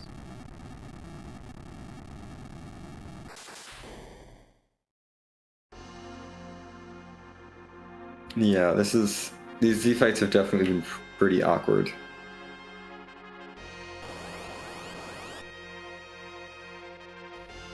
Brickety Brick back at it again while Boney continues the assault. Hitting that Big Bang, but keeping up the pressure on Zemus. Every damage counts.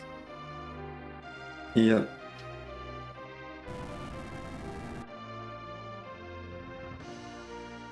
There's the Boney gets rocked again.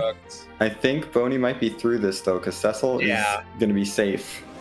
I think Rosa has a very high chance of dodging a lot of those rocks. Yeah, no, I think Boney might be through. Yup. We might have our first finisher on restream. Seems that way. Pogo on the moon. Ugh. Oh, gosh. This moon was disgusting. It wasn't that bad. It could have been way worse. Yes, it could have been worse, but it was not great. No, this Pogo hits so hard. Jesus.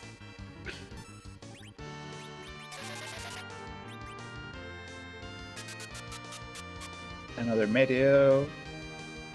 Yeah, no, there's no worries here. Cecil can take so many, and he's doing good enough damage. Yup. I think.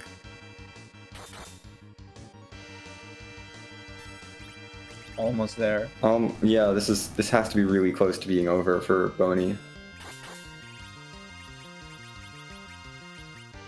Not even bothering to heal. Yeah, I think that's it. Yeah, that's the crumble. Boney is done. And our first finisher on restream.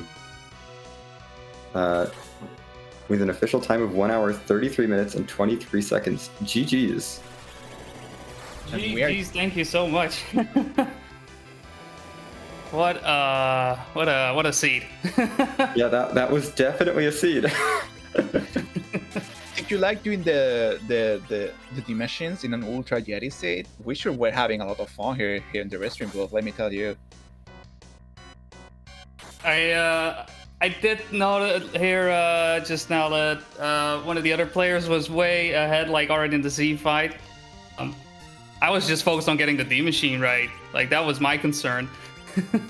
Good. Like if that goes wrong, I'm like, oh no, I know I'm gonna go into it because I have to tell her. So when I messed it up the first time, I was already a bit worried, like, oh no, what if I mess up the setup again? But fortunately, second time I just felt very, very comfortable going through it. Yeah, it's very easy to like lose your focus on the D machine and just like miss an input, don't give an either to Tella or something like that, and then it all crumbles. So keeping focused and focusing on the grind was a really good call. Yeah, one of the things that kind of was a bit weird for me was I got underground access, and in my mind I was like, okay, let's just get these key items, let's just see what's happening here. But I wasn't convinced that I would get past on Dwarf Castle, so I skipped it for a second. So I just assumed, let's just get the free items, let's just see what Sheila gives to me, and we'll go from there. But when she gave me the Legend Sword, I was like, well, you know what? I might want to check it out if I can get some nice gear from the dwarf shop. So with the Zeus Gauntlets, I was like, you know what? We'll just try it, and it turned out to be pretty easy as well. And only to give me the pan to send me back in to triple dip Fabul like that was a weird one. Yeah, for sure. That was definitely an interesting thing where it was some runners went to dwarf right away. Other runners, a lot of runners did do that same Sheila 1 trip and then had to go back and do the whole trip again after Dwarf Castle, and so it was interesting to see how that played out. Yeah, it's also my fastest seat so far. I've noticed through racing the last few qualifiers, I just find myself being quicker in the decisions I make and just going. I at first while practicing, I was like, oh, I'm pretty happy with a 2-hour seat. Oh, I hit 150. Oh, it's looking good. And only to see people finish so fast, I'm like, oh wait, I just need to go faster. Apparently, I need to risk more. So I've been trying to do that, but I don't have as many qualifiers to really go for it as I try to go for the EU friendly ones. Yeah, and we're definitely starting to run a little low on those. Yeah, one remaining. Yeah, I believe. I think there's. 4th. Yeah. Well, yeah, there's one at 1 p.m. Eastern, which in EU time should be about like 10 or 9 or something like that. Yeah, this one started at 10 for me. Mm-hmm. So yeah, I think it'd be 9 or 10, something like that. So I'm really happy to hear that you have been improving and just like having a good time, getting your time down. I really look forward to seeing you more like around in the community and seeing you play more races, because I see potential here.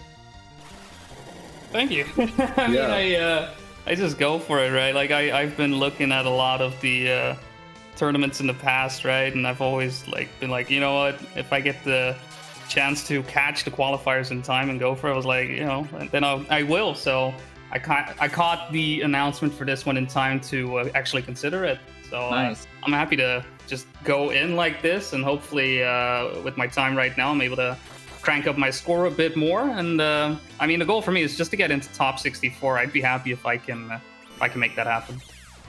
Awesome. That's a good goal to have. Did you have any thoughts about the seed, Bonnie?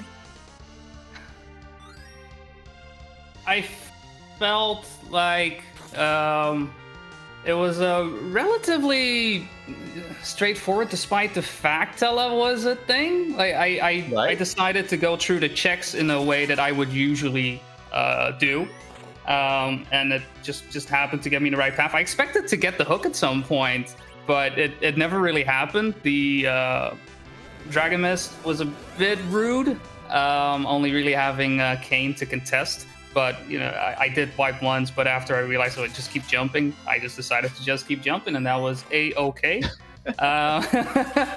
And sorry, go on. People often forget how useful avoiding all damage is. It's nice, yeah. Great mitigation. But no, I tried to like follow the rule. One thing I forgot last qualifier was check the demon spot, check Sheila. I forgot that completely until like 1.5 hours in. So this time I just forced myself, like, just do this. All right. I don't care if it costs me time. Just make sure I check these, because otherwise I'm going to forget. And I'm glad I didn't forget, because it turned out to get me some objectives done. Totally fair. I totally understand that let's do this now before I forget mentality, because the same has happened to me in the past. Just exactly like that. Yeah. I totally get it. It can be very easy to fade those early checks if you don't do them right away. Well, Sinoka, do you have any opinions for Bonnie? No, that does good for me. Unless you have any final thoughts on the seed, Bonnie, I think we'll let you go. No, not necessarily. Overall, honestly, pretty nice seed. Happy with my time, and thanks for having me on the restream, and good luck with the rest of the stream. Yeah, thanks for racing for us, and GG's once again. Yes, GG's. Take care. It seems that Brick to Brick is on the media phase. I think this fight, while we were talking with Bonnie, has been pretty flawless. Yeah, I think went with the Zerker strat, and that is the big difference. Using Zerkers to buffer, and I think that's the shake. Yeah, that's it done. Wow. It's just like what a comparison compared to the last fight that like dragged on and was for like and he was putting the defensive all the time. It's just like so interesting to see. Yeah. But that, I think we are now joined by Bricky Brick, who has finished in with a time of 1 hour, 40 minutes, and 43 seconds. GG's. GG's, thank you. One thing that you did that was different from everyone else on Restream, which I really liked, was what motivated that early D-Machine grind. The ability to slingshot both Porum and Rosa right away. You know, because it can take forever to get to 10 key items, and when you have early darkness and you're starting with a tele-hero, you know, D-Machine just seems almost inevitable. You know, there's no guarantee that you're going to get an edge, and grind options with these flags can be a little tricky. So when I saw the ability to go ahead and slingshot them both, I thought, if I had the ability, which one day maybe I will, by slowing down the battle speed, I could do reflect strats with white. And so instead of waiting for 10 key items to double the experience, I could slingshot them both. I mean, the play ended up working out pretty well up until that Z fight. You were I mean, you were a little behind getting through Dwarf Castle because you did that D machine, but that's just the time that it took to do the D machine. You had a much easier time than anyone else on stream. People were struggling with those like with those two fights. People were really struggling, but you just went with the whites, just like pop some whites, and you were done in like 5 minutes. It was wonderful. Yeah, I mean that's the trade-off, right? You know, I watch a lot of Possum and watch him. You know, he'll do like 28 eggs or whatever while people are behind, and then he flies through the seed. And especially since with this party, I never found any lit arrows. So for an Odin fight, there really wasn't that much elemental damage that you could do. Like I had Thunderclaws, but nobody used them. So the gamble paid off. If I had not had so much tunnel vision and just resigned myself to hybrid strats by zerking. You know, when you have 3 zerkers, you don't need box points. Mm-hmm. So if I just been less stubborn and zerked from the get-go, it would have gone much faster. But was what it was, and what are you gonna do? Yeah, you learn something new every day. We were like, Sinoka and I were like tearing at our heads seeing that C fight, and not, oh my goodness, not because of like you wiping or whatever, but because literally high rolled everything Ramos did. It was absurd. Yeah, I mean that's so wild. I mean, my wipes were not an RNG failure. You know what I mean? I mean, it didn't help, but my biggest issue, which I couldn't get past, was the black holes kept coming every time I kind of got back up and was ready to go ahead and reflect strats. Black hole would come in, and then I was running out of MP. I only had 1 Ether 2, 1 Ether 1, and 1 Elixir, which I think I lost frivolously trying to give into someone that was dead already. So at that point, I was like, all right, well, let's just zerk and kind of pray that we're going to get through it. And then when I did, it was like, all right, well, this clearly isn't working, so let's go ahead and change up the strats. And then, once I made a smarter decision, it went obviously much better. So I'm glad that it worked out for you. Yeah, the reflect strats, especially with that kind of iffy anchoring situation, can be very tricky. Yeah, his agility, I think, was at like 18. There was a ninja. But it's like, it's just one of those things. One of the nice things about Zerkers is if you have a bunch of Zerkers and they're faster than your anchor, it doesn't matter if your anchor's like how much faster they are. As long as they're faster, they basically buffer the turns well enough that it's essentially an RA1 fight. And you don't get that with reflect strats, unfortunately, and it can get really hairy. Yeah, so this was my 6th ever race and my first time being restreamed. So I'm trying to kind of look at it from like a growth mindset. Like, all right, I got into go mode pretty quick. Clearly had some issues on the Z fight, and I'll remember this for next time. For 6 races, let me tell you, you did really well. Yeah, I've been going to Free Enterprise for years, and for 6 races, that's really good. Keep it up. You're doing great. That is really good. You're doing really well. Thank you. So, are you planning on making any other qualifiers? Can you? Yeah. I'm a teacher. We go back on Thursday, so I have a little bit of time. I'm right on the cusp. I ended up I was in it this morning, and then as I saw I don't know what I faded that everyone else clearly didn't fade, and the times were coming in. I was like, all right, just go clean your house and try again this afternoon. So I'm right on the bubble. So I might try 1 or 2 more if I can find the time, and we'll see what happens. Nice. Best of luck to you. And appreciate it. Appreciate you guys very much, and this entire community. You guys are all so nice, and it's just such a positive place, and I really enjoy spending my time with you all. So thank you so much. Awesome. Thanks to you for racing. We wouldn't have this if people didn't race. So thanks to you as well. Did you have any final thoughts on the scene that you wanted to share? No. Just thank you guys for restreaming. Seeing a little glimpse of all the work that goes into this and how organized everybody is. Makes it so easy for people to come in like myself and participate. In my first tournament, and just everyone's kind and clear, and so I'm just very grateful for the community. And thank you for restreaming me today. This was a lot of fun. Awesome. But thanks a lot, Gary, and see you next qualifier, hopefully. All right, you guys take care. GG's again. GG. Take care. All right, bye-bye. So while we're talking with with Garen. Turns out that Rickety Rick, not. Garen's sorry. still in the Z fight. Sorry. Dodo found the hook in behind Baigan at Crystal Sword Altar. Oh my goodness. That is a rude moon, but it was not quite haunted, as Ndodo has turned in the pigtail. It's just an alternate way of dealing with the seed, and you get some like really nice levels and like Zemus safety, which the other races might not have. Yeah. HP goes a long way in Zemus. Like Zemus, as its core, is like a glorified HP check. Mm-hmm. Just like, hey, you just need to be able to survive these things and then heal back up. But you get plenty of time to heal back up. But in Free Enterprise, we get a little spicy because we fight Zemus way earlier than it should be. Yes, we like to try to take things early. And so it turns into a puzzle. Yes. It's slow to wait until later and grind up. That's slow. We want to go fast.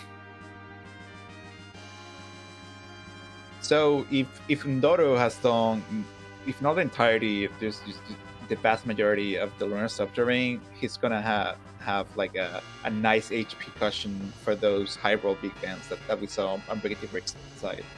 Yeah, I think Ndodo is gonna be pretty safe through this Zemus fight. So Garen continues fighting Zemus and seems to be doing okay at nerfing stuff. You know, I always open my mouth and say something like that, and then Rosa eats like underneath. It's just like it just happens. Mm-hmm. Yeah, I'm again on team no nerfing in this case. Because what happens? You take a counter nuke on Rosa. Rosa falls down. Great. Now you've lost your Rosa. And now you're in Rock's phase. Oh boy. Oh, happy feet. How they know how to dodge. Yeah, this is not pleasant. Although Rocks does mean the fight's almost over, so if Waring can get a Cure 4 off. Hopefully. Okay, there's the Cure 4. This is now safe. Yeah, we Garen has this.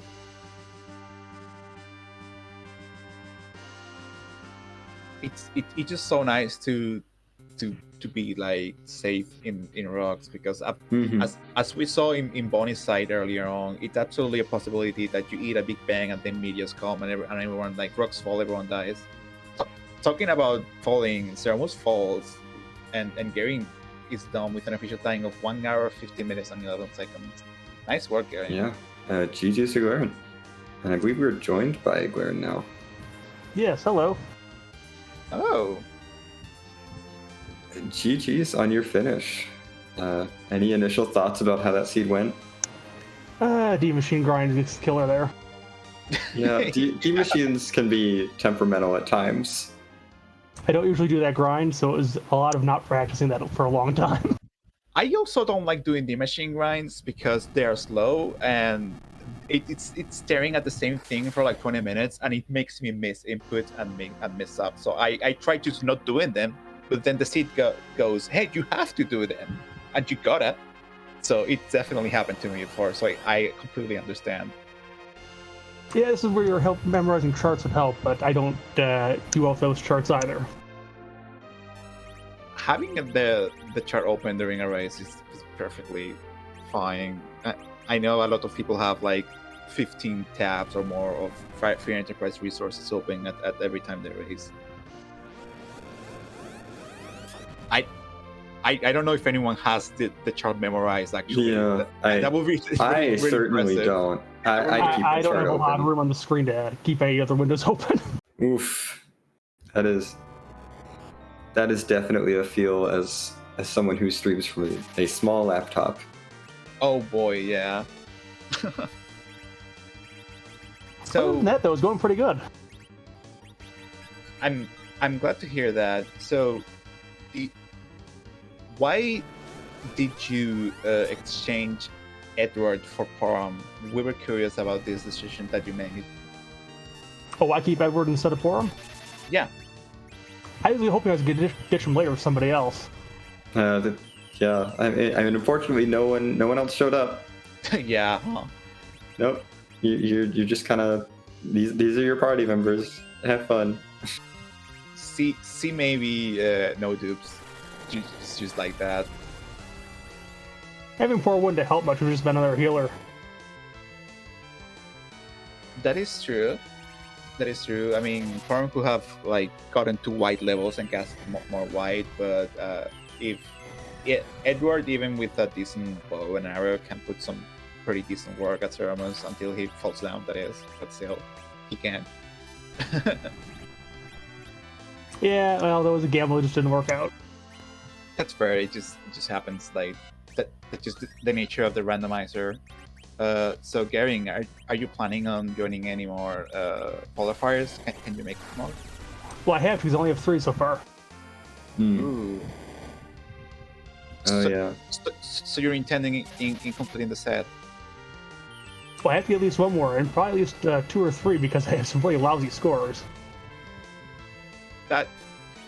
Yeah, that's fair. Like, if anyone in the audience doesn't know, in this tournament, if you get a better score than the 4 you have, like your worst score just gets bumped out, and you just keep the best ones you have. So that's definitely like a good play to make. Just like keep aiming for getting better scores than the ones you have. Totally understandable. Yeah, yesterday was great. Yeah. But sometimes the randomizer just doesn't work out for you. What can you do? Yeah. Yeah, sometimes like people say, like rando gonna rando, right? So sometimes you just make the good decisions, but they're not the right decisions, and that's just the consequence of playing the numbers game in the randomizer. Although I did like getting that Asura staff before I went to do ordeals. That was helpful. That was yeah. definitely helpful for getting through ordeals. That Wyvern at ordeals was shockingly rude, for sure. Yeah, there were some people got lucky with Grimoire rolls. Most people got lucky with Grimoire rolls, or they got unlucky. They got unlucky. Odin kept showing up every single time. I don't know what was going on with. Yeah, Odin kept showing up and not doing anything, and it was. This seed was cursed for numbers. Let me tell you. There was a lot of bad RNG on Restream. Yeah. So far, I'm 0 for 3 on that Moon character actually being available. It's always been a dupe. Yeah, I don't know Oh what's my up with goodness. that. It is like every single time it's a dupe. Board Face should fix that, honestly. What do you mean fix? It's probably working as intended. So, Gary, did you have any final thoughts on this?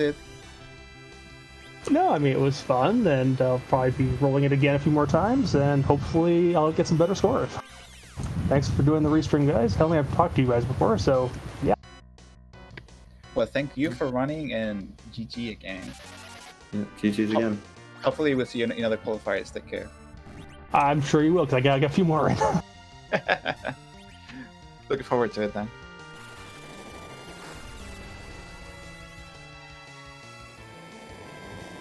Oh dear. Oh my gosh, the 13 HP Porum casting Life 2! Oh wow. Life 2 is a great spell, folks. Did you know? Because Yeah, now Kane has 3,000 hit points, but can Kane... the 1 HP Porum getting Cure 3'd! Wow. That was so tight! There's a reason why Life 2 is... I think it's the most MP costing white magic spell, right? Yeah, it's like 52 MP because it's good. Yup. There he goes. There goes the light. Wow, what a clutch. Oh my goodness, that was so close. Well, Par's not gonna make it, but Oh well.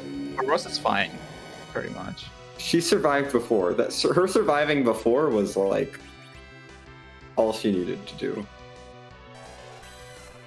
Okay, Virus is fine.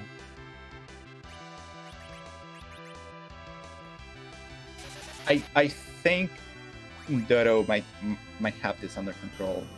Yep. So MP might be an issue. I don't know how many ethers. Oh, this is true. White, Cure 4, and Life 2 are all very expensive spells.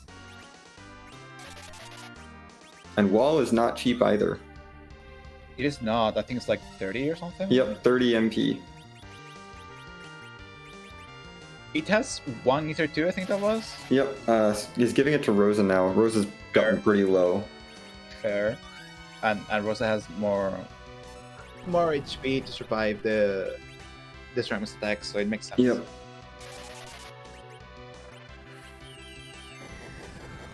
This is nerve-wracking. Like Oh my goodness. even with the HP buffer that Dodo has, that the other restream creatures didn't have, it is still nerve-wracking. Yep. Everyone survives the Big Bang. So that's good. There was a black hole. That's not good. Because Kane's dead now. Dodo only has 1 servo left too. Ugh. It just every time I see this happening in Restream, I feel it like personally in my soul, because this has exactly happened to me in Restream. Like I was trying to do like mixed stress, I think, and it just kept nuking Fusoya, I think what it was, and it was really embarrassing.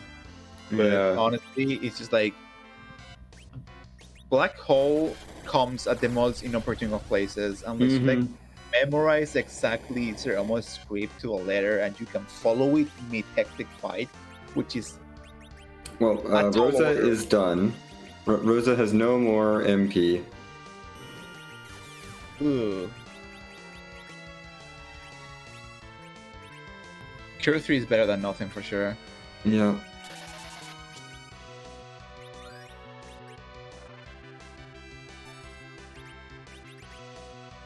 That's the last Starbell. Yeah, Rosa's out of MP. She can toss pots. She can throw Cure 3 pots. I don't think Porum can get this white off in time. Before the next black hole? Yeah, no, it's not going to get off in time. And I don't think she's even going to survive this Big Bang. Yeah, I doubt it. So, one of the main differences between she did. What? I was looking at chat, wow. One of the main differences in Reflex strats is that Nuke is an instant cast spell. White is not. White takes a little bit to cast. Yeah, White has a bit of a delay. And I think at that time it would have been safe to cast White because of the virus delaying the black hole. But that's the kind of stuff you need to know. Yeah, that's like high-end Galaxy. That is high-end reflect strats knowledge. I have Ceremus's page from the wiki burned into my retina, and I know exactly what he's gonna do. This might be safe. I think really Porum gets it off between the Big Bang and the black hole here. Oof, I hope so. I think that's when the white should fire. Yep, yes. There it goes. That is one more spell. This could be the last white, maybe. Every spell counts. That's not the last white. I was hoping that it was. We need another one. This is so down to the wire. She has 28 MP. Oof. And there's a black hole, so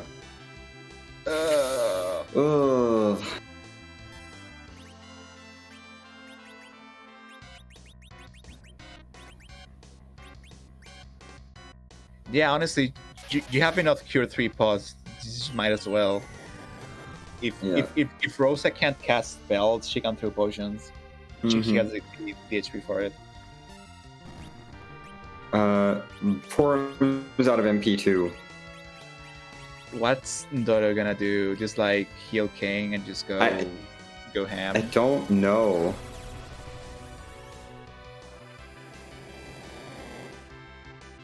Oh, and Porum gets high rolled. Oh boy. The real limiting factor here might be life pots. Oh yeah, Dota doesn't have that many. It has 5 left. Oh, jumping! Jumping over the big bangs, that's an option. That is in fact an option. Clutch. Here we go. Just jump every big bang, it's fine. It's gonna be okay. Jump for 4K is really good. We can do That's this. it. That is the fight. You can't jump over the big bang and finishes the fight. That's absolutely bonkers. Oh my goodness. Wow. GG in Dodo. Thank you. We're freaking out at that. Yeah, I figured since I wasn't gonna be first, I may as well give a very good show for the end. That's my mentality, so I absolutely get it. Give chat what they want. That was a very intense Zemus fight, and it was pleasure to watch. Yeah, not so much a pleasure to fight, but it was fun. Oh, I can imagine. That would be terrifying. I've been there, and I totally know what you mean. Yeah. So, in Dota, what are your like general thoughts on the seed? This was an interesting one, and I was definitely not on my game today. I made a lot of mistakes in the early game, and I think that if I had approached this seed a little bit differently, I would have had a much better time. But as it stands, I had a really good time with it. That Wyvern at Ordeals was a little bit nasty. But then I ended up with Adamant and Legend early enough that I could go forge that, and that definitely helped with taking down Wyvern there. Where was Pan? Dwarf It was Castle. at Dwarf Castle, yeah. Dwarf Castle, okay. Yeah, I went and full cleared the moon, and by the time I had finished that and finally found the hook, I was like, I think I forgot to do Dwarf Castle. So, Yeah, go figure. It was a Pan and there was a Cecil there. Oh, my 2 crystal swords. That's what happens when you full clear the moon, I guess. Yeah. So let me tell you that you were not the only one that struggled with the Wyvern in Restream or out of it. That Wyvern was mighty nasty for that spot and Tela. But thankfully, the server staff definitely helped. Yeah. So, Ndoro, are you planning on making any more qualifiers, or are you good?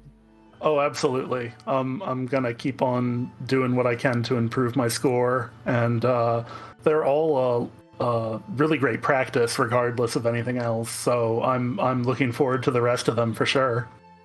If I'm not mistaken, maybe I misread your name, but this is like your 9th qualifier, was it? Or I think this one is my 10th. I've done all of them, but I didn't finish one. I had to forfeit one of them. So wow. That's some dedication, and hey, some really good practice. You're absolutely not wrong. Yeah. And by being like broadcasted, you can like check the restream VOD later on and see what's up. So that's definitely like a good play. I'm all for it. I can't wait to watch it back. We were laughing for like half the restream. So like the moment we realized that like having 2 white casters or more was like one of the keys to the seed. We're like having a great time. So I think you're good. The moment we realized that there were 4 people in the party who could cast white. Yeah. That was the best. So, did you have any questions, Sinakat? No, I have nothing in particular. Any final thoughts from you and Dodo on this seed before we let you go? No final thoughts that I can think of other than I really wish I'd gotten that Cecil. But, yeah, fair, honestly. Thank you both so much for commentating, and thanks to the restreamer and everyone behind the scenes, and to the other runners as well. Sure. And thanks to you for racing. We won't have a tournament without a racer, so it's allowed. Happy to be a part of it. So looking forward to seeing you in the next qualifiers. Take care. Thank you. Take care, and GG's again. So that is going to do it for our stream. Before we go, we should announce our top 6 finishers for this race were Possum Morpheus, Coffee and Chocobos, Baka Shinobi, Roddy Rodder Sniper, Martin Broadcloak, and Microcorgs, rounding out our top 6. Their times will define how the Z-scores get calculated for everyone else's times relative to those 6. And will anyone define Master of Pancakes? We'll just have to see. I don't know if he's gonna bother racing anymore because he's won 4 qualifiers. He's doing real well. Anyway, we have a race tomorrow night. Our next qualifier tomorrow night at I believe 8 p.m. Eastern time. Yep. So yeah, I'm looking forward to that, and we hope to see you all there. But that is going to do it for us here in the booth. Once again, I've been Xenocat. I've been joined here by Alchemy. Shoutouts to Dathis for putting on this show, and Gundam Pilot Spaz for doing the tracking for us. And that'll be it for us. And thanks a lot for watching, everyone. We'll see you next qualifier. Stay tuned.